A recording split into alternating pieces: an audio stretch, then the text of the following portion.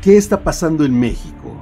Recientemente en el país hemos visto noticias impactantes que nos hacen pensar y reflexionar sobre el tiempo en el que estamos viviendo. Un tiempo cada vez más violento donde los crímenes ya no diferencian entre sus víctimas y ahora las familias deben llorar la pérdida de niñas, niños, adolescentes, mujeres y hombres que estuvieron en el lugar equivocado, en el momento equivocado. Crímenes que quedan impunes a pesar de contar con el material audiovisual que inculpa a los responsables, autoridades incapaces de hacerse cargo de la procuración de justicia, jueces negligentes y juicios cada vez más injustos donde la justicia protege al mejor postor.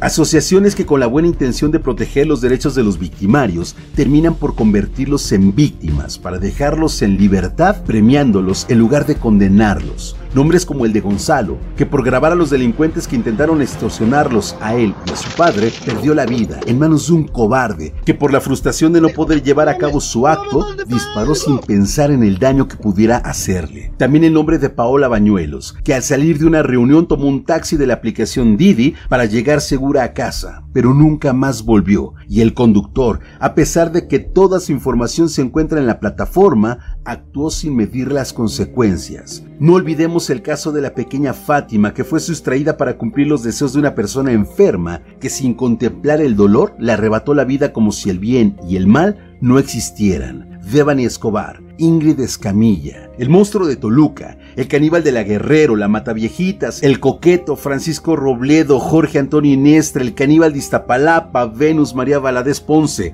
nombres y nombres de hombres y mujeres que han saltado a la fama por sus delitos, sin contar todos aquellos que han quedado impunes y aquellos a los que el dinero les devolvió su libertad. Conozco amigos y familiares que culpan de esta situación de inseguridad a la actual administración, que está presidida por un partido de reciente creación, pero llena de viejos lobos de mar, y que a partir de grabado este video estará en el poder por lo menos 6 años más. Pero en estos temas no debemos ser tan laxos y usar la vieja confiable de que el gobierno siempre tiene la culpa. Demográficamente somos casi 130 millones de mexicanos, y esperar a que el gobierno responda por las acciones de cada uno de ellos es absurdo. Es verdad que las leyes deben ser estrictas y bien aplicadas, pero ¿de qué sirve una ley cuando el daño ya está hecho? Ahora, ¿es verdad que es exclusivo de los últimos años la situación de inseguridad o el mexicano ha vivido así desde la misma creación del país? Históricamente, han sido muchos los conflictos que México ha enfrentado, creando en cada uno de ellos un clima de inseguridad y una percepción de bajo o nulo estado de derecho. Entonces, ¿qué está pasando en México? A mi parecer, los medios han influido mucho en la percepción de inseguridad que se tiene actualmente, y esto es debido a que cada vez existe menos censura y la información dejó de tener los límites que tuvo en el pasado. Entonces, en gran medida no es solo que la inseguridad va en aumento, sino también el hecho de que a través de cualquier red social nos enteramos de todo lo que sucede, incluso en tiempo real. Otro factor que considero importante es la guerra que el gobierno federal desató en contra del crimen organizado con resultados fatales, sobre todo para la población civil. Pues no solo como resultado debe medirse el número de vidas perdidas, lo cual ya es alarmante, sino que al parecer la guerra la perdió el gobierno al no poder detener lo que se desató. Además de que a partir de ese momento, la narcocultura se volvió parte del día a día en México. Series, películas, música, más series, más películas, más música tienen como temática principal el lado más oscuro de la sociedad. ¿Qué está pasando en México? ¿En qué momento la violencia se desató a estos niveles?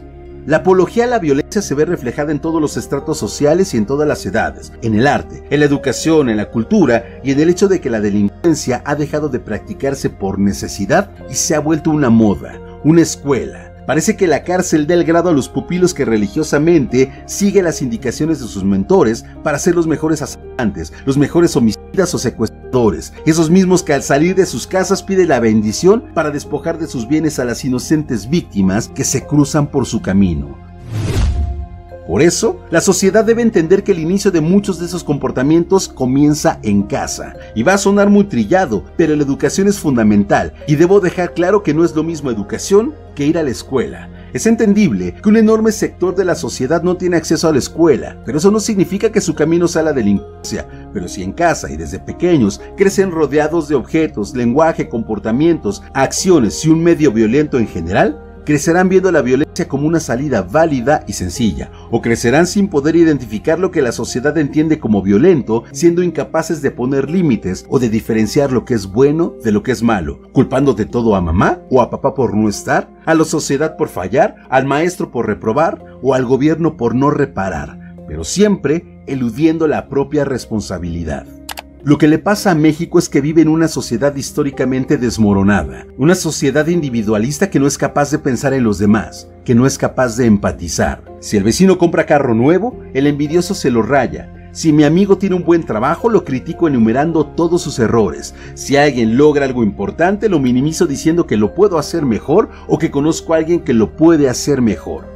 Este 2024 fue año de Olimpiadas, y haciendo una reflexión, la mayoría de las medallas olímpicas que han ganado atletas mexicanos son en disciplinas individuales: box, clavados, taekwondo, caminata. Claro que existen algunas contadísimas excepciones, pero lo anterior nos deja muy claro que en lo general el mexicano no sabe trabajar en equipo, y es por eso que como sociedad no vemos más allá de nosotros mismos. Lo llaman la cubeta de cangrejos. La violencia desatada en México, sumada a la pobreza, a la falta de oportunidades y a la falta de espacios, nos da como resultado el país donde actualmente vivimos, así como la falta de un Estado de Derecho, la corrupción, los medios de información y sobre todo las redes sociales, la educación o la falta de ella. Es utópico pensar que la violencia va a terminar, ya que es inherente al ser humano, pero estoy seguro que en nuestras manos está el grado de violencia que viviremos en el futuro. Cómo manejemos nuestra vida en el presente y cómo elegimos la educación de los menores para el futuro influye mucho en el país que queremos. Con qué juguetes eduques, con qué música, con qué palabras, con qué programas, con qué permisos eduquemos a las nuevas generaciones construirán el México del futuro. Ahora bien, no podemos pasar por alto el hecho de que existen condiciones psicológicas o psiquiátricas que orillan al individuo a actuar sin plena conciencia del mal que puedan causar. Aunque es algo que se puede tratar, muy pocas veces en nuestro país se recibe la atención requerida, ya sea por la falta de recursos, desconocimiento o simplemente porque para su círculo social esos comportamientos no representan ninguna alerta. Pero ese es otro tema. Debemos prestar atención a nuestros propios actos y a la educación que damos antes de juzgar lo que vemos. El cambio empieza en nosotros mismos. Soy Sergio Giles. Nos escuchamos la próxima.